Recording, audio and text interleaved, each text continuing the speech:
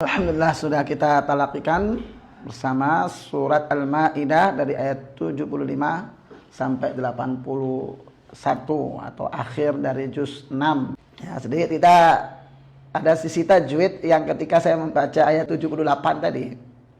Firman Allah, "Dzalika bima asaw wa kanu ya'tadun."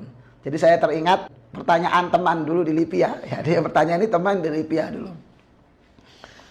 Dan mungkin pertanyaan ini masih banyak juga yang menanyakan. Pertanyaan apa? Kalimat dzalika bima asaw wa kanu ya'tadun. Pertanyaannya di sini asaw ditahan atau tidak? Gitu ya. Saya masih ingat yang pertanyaan ini dulu teman di Libya. Jadi pertanyaannya apakah ditahan atau tidak? Jelas jawabannya tidak, ya. Jelas jawabannya tidak. Sebetulnya sangat sederhana ya, sangat sederhana ilmu ini. Cuma kalau nggak diketahui tetap aja orang nggak ngerti ya.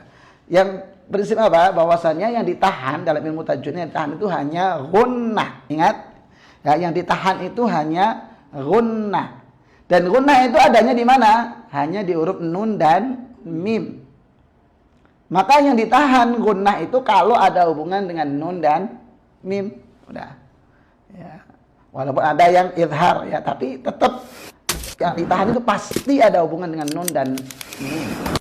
Jika tidak ada hubungan sama sekali, sudah pasti tidak. Makanya tadi saya jawab tegas di depan ya, ketika ditanya, "Dzalika bima asaw wa kanu", ditahan atau tidak? Jelas tidak. Karena apa? Tidak ada hubungan dengan nun dan mim. Gitu. Jadi memang mungkin orang bingung di sini kenapa? Karena disamakan dengan idgham bi gunnah. Berarti nun mati ketemu wawu, miwa. Miwa disamakan dengan begitu. Memang kalau di mushaf standar Indonesia itu di kalimat seperti ini miwa itu bi gunnah ya. Itu wawunya ada tasdidnya. Ya, ada tasdidnya. Sehingga di sini dia melihat asawwa wawunya bertasdid juga. Yang sono ditahan, apakah di sini ditahan juga? Jelas tidak ya. Jadi karena sebabnya beda. Jadi kalau di kalimat min waliyyin wala itu yang ditahan gunnahnya karena nun matinya atau tanwin itu yang ditahan. Sementara di sini wawu ketemu wawu tidak ada sebab gunnah. Gunnah dari mana? Enggak ada nun, enggak ada mim ya.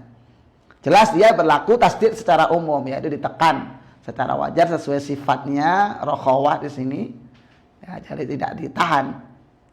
Walaupun kalau kita menggunakan mushaf Indonesia, mungkin kita melihatnya sama-sama bertasdid. Iya, sama-sama bertasdid, tapi sebabnya beda.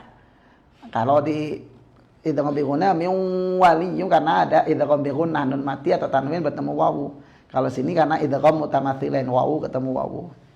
Walaupun kalau mushaf Timur Tengah kan kalau di idgham bi gunnah nun mati ketemu wawu, wawunya tidak bertasdid.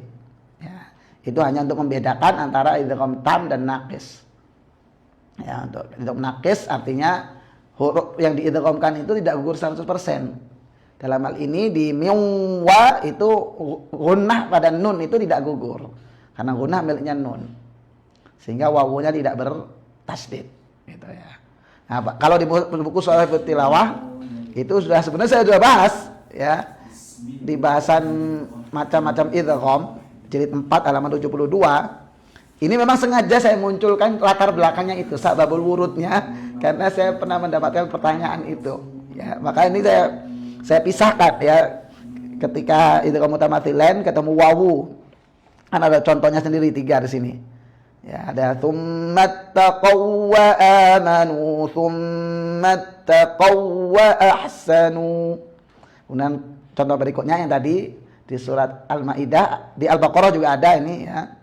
Dzalika bima asaw wa kanu ya'tadun. Jadi ini. Kemudian contoh berikutnya di sini ada walau asma'ahum latawallaw wa hum mu'ridun. Nah, di bawah ini saya kasih keterangan.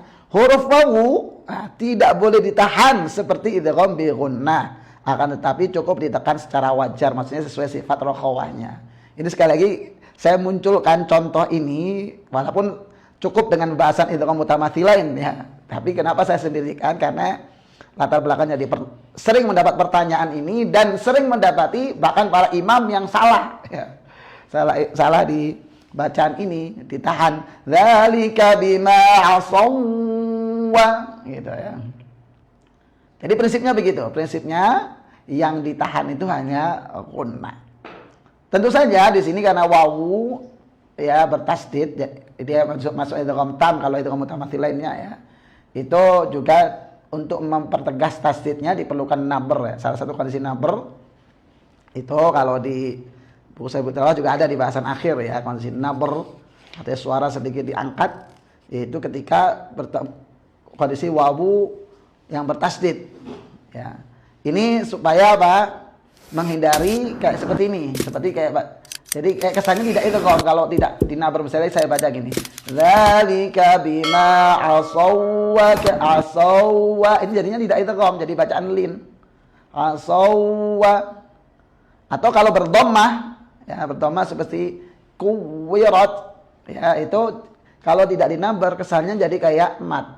Idza syamsu kuwirat, kuwirat, ini salah. Kuwirat. Harusnya kuwirat. Tidak dihentak juga karena sifatnya rokhawah, tidak menjadi kuwirat, enggak begitu. Termasuk taqawwala, taqawwala, bukan taqawwala, taqawwala, jadi bacaan lin. Tapi dibaca walau taqawwala alaina, taqawwala. Termasuk yang idgham mutamatsilain ini kan dia dihukumi seperti wawu bertasdid sempurna karena idgham tam ya. Sama cara bacanya begitu. Jadi tidak ditahan tentu, tetapi juga tidak dihentak juga karena sifatnya rokhawah, tapi juga tidak lemah ya. Perhatikan kesalahan-kesalahannya. Jadi pertama ditahan, jadi kalau saya contohkan begini, dzalika bima asaw wa kanu, ini jelas tak salah ya, karena bukan gunnah. Yang kedua dibaca lemah ya, dibaca dzalika bima asaw wa kanu asawwa. Jadi ini kesannya tidak idgham, tetap bacaan lin. Atau dihentak berlebihan juga dibaca dzalika bima asaw wa kanu asawwa. Nah, benar apa? Tetap dia bukan gunnah, sifatnya rokhawah ya. Maka tetap tasdidnya jelas dibaca nabar. Dzalika bima asaw wa kanu ya'tadun. Dzalika bima asaw wa, termasuk tadi. Tsumma taqaw wa amanu, tsumma taqaw wa ahsanu.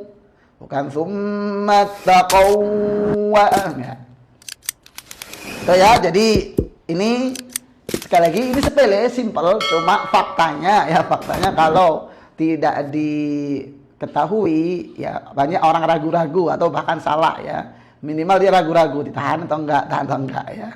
Jadi yang jelas kalau dijawab pertanyaannya ditahan atau tidak, jawabannya jelas tidak ya, karena yang ditahan itu hanya gunnah dan semua yang berhubungan dengan gunnah.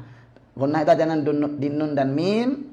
Misalnya kayak idgham bi gunnah, ada hubungan dengan gunnah dengan nun al tanwin. Ada ikhfa, ditahan karena nun mati atau tanwinnya ya. Ada juga iqlab, ditahan karena gunnah. Ada ikhfa syafawi ya.